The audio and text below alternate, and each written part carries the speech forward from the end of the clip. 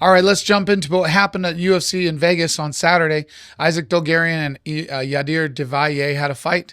Dulgarian was choked out in the first round, but the big drama is that they think the fight was rigged, that was thrown by Dulgarian.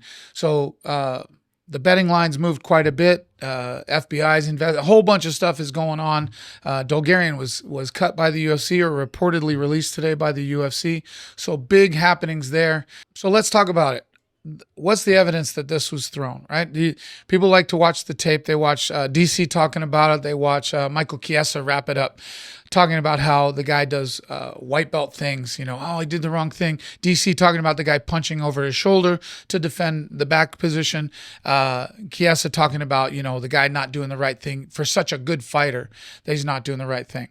I would say that happens. I've seen so many people do the wrong thing. Good people do the wrong thing under duress.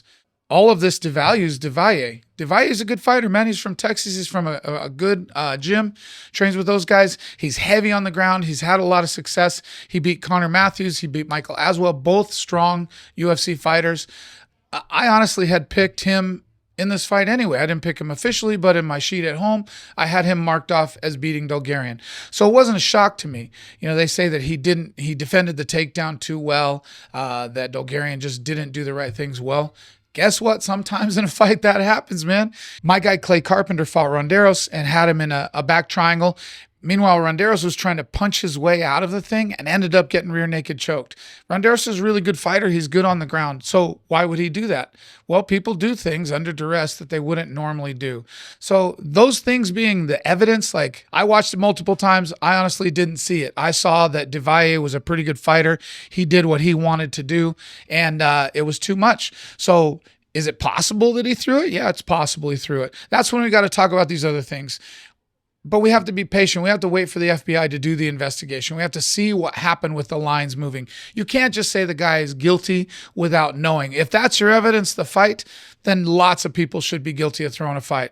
So I'm hoping it didn't happen. I don't think by the evidence of him fighting, it looked like he didn't fight well for sure. But for that being the evidence of him throwing the fight, I don't think that's right.